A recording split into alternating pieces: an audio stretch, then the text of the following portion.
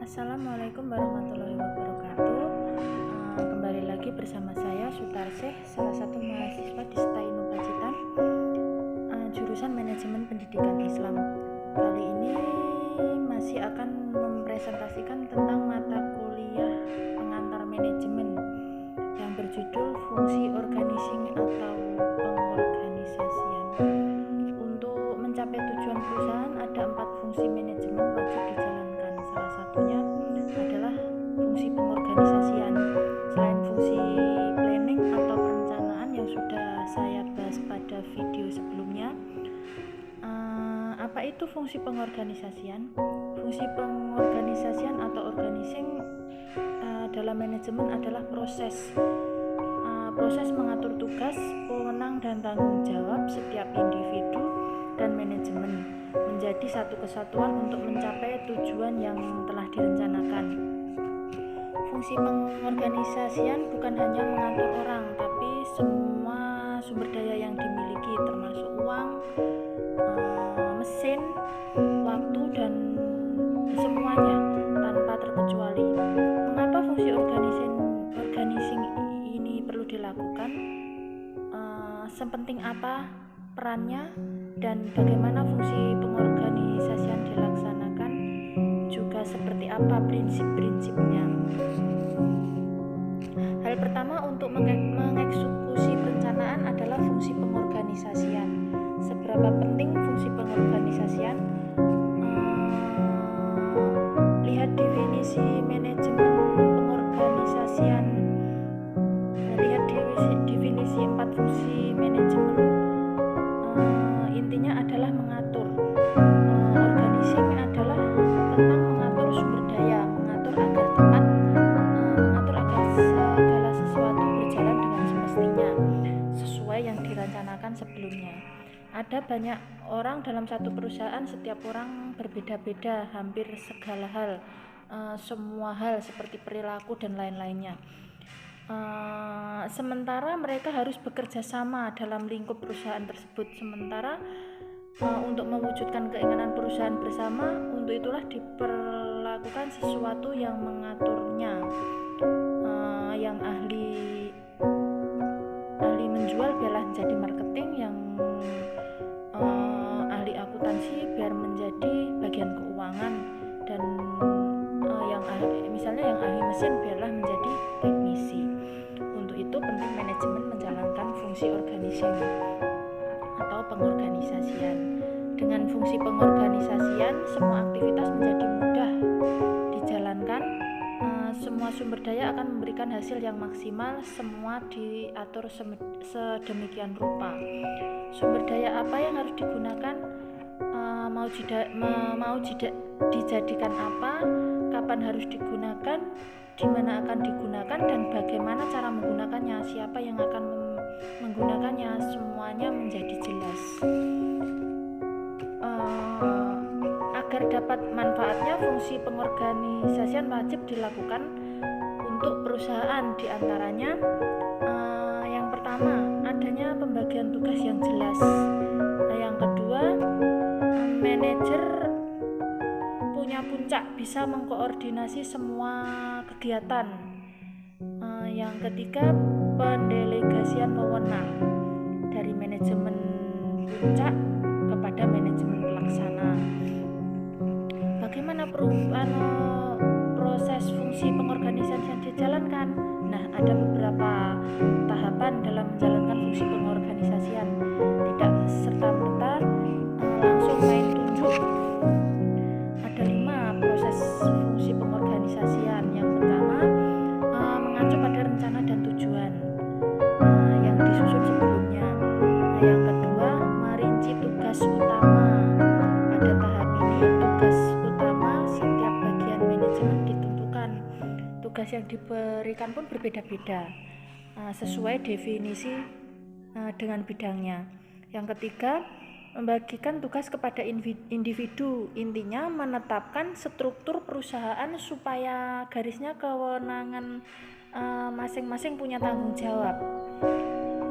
Yang keempat, mengalokasikan sumber daya. Semua diperhitungkan, digunakan dan dialokasikan secara tepat untuk menentukan keuntungan bagi perusahaan tersebut. Yang kelima, evaluasi strategi pengorganisasian. Apa yang dimaksud itu? Yang dimaksud evaluasi adalah tahapan terakhir. Akankah strategi pengorganisasian berjalan sesuai yang diharapkan atau tidak? Itulah gunanya evaluasi.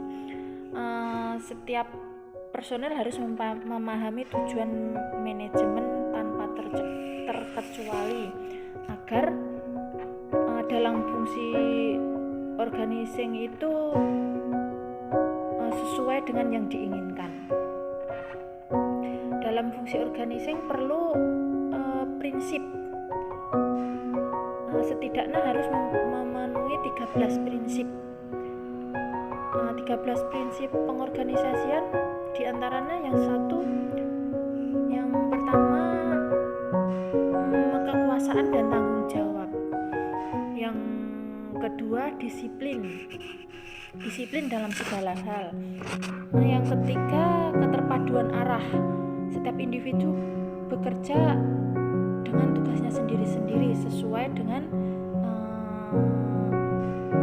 departemen sibuk dengan pekerjaan sendiri. Organizing memang membuatnya memiliki tugas yang berbeda-beda. Yang keempat, kesatuan pemerintah. Perintahnya atasan selalu dikerjakan. Yang kelima, subordinasi kepentingan. Maksudnya mengutamakan kepentingan perusahaan daripada kepentingan yang lain. Yang keenam, sentralisasi. Itu berhubungan dengan perintah. Yang ketujuh, remunerasi. Ini yang menjadi masalah paling sensitif.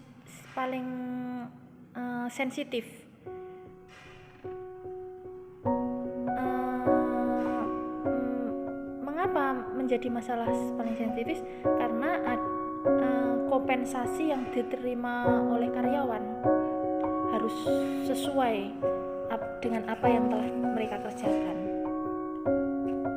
agar karyawan tidak kecewa. Kalau karyawan kecewa, efeknya negatif, bisa sangat panjang. Remunerasi harus dijalankan sebagaimana mestinya dan digunakan untuk memotivasi karyawan agar mereka menjalankan tugas itu dengan sempurna, dengan baik. Yang kedelapan, keteraturan. Keteraturan itu menjalankan tugas harus dalam koridornya. Setiap saat yang tidak teratur, efeknya selalu negatif untuk perusahaan itu sendiri. Aturan dibuat untuk tidak dilanggar, harus dipatuhi. Yang kesembilan, inisiatif untuk memberikan solusi, untuk memberikan ide-ide yang baru.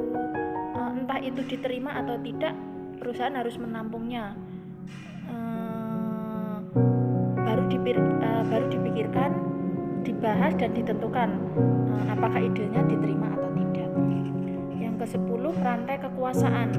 Rantai kekuasaan yang ideal tidak gemuk, tidak panjang, sedikit tapi padat tapi sedikit tapi lebih efektif dan lebih maksimal.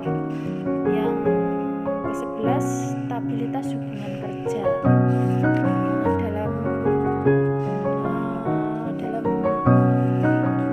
Dalam teman kantor atau rekan, mungkin kita ada yang rese, ada yang bikin masalah. Nah, untuk menanggulangi itu semua harus dibutuhkan kerjasama agar tidak menjadi konflik horizontal, bahkan bisa vertikal. Akhirnya produktivitas di perusahaan tidak berjalan. Untuk itulah kadang manajemen sumber daya manusia dibutuhkan untuk mengawasi hubungan kerja Yang ke-12, keadilan. Adil dalam lingkup perusahaan. Bentuknya bisa bermacam-macam. Misalnya diberikan reward atau diberikan punishment atau hukuman. Yang kerja bagus diberikan reward atau penghargaan atau bonus, yang jelek diberikan hukuman. Yang kerja semangat bisa dipromosikan karirnya, yang bekerja setengah hati bisa dipindahkan posisinya ke tempat yang mungkin lebih rendah. Yang terakhir, kerja sama tim atau teamwork. Bukan hal yang mengejutkan lagi, kerja sama tim dalam organisasi mutlak itu diperlukan tanpa perlu diperdebatkan. Bagaimana setiap individu dan departemen bekerja sama dalam prosedur dan tugas yang ditentukan dengan hubungan yang mapan akan membuahkan kesuksesan dalam eksekusi rencana organisasi dalam perusahaan.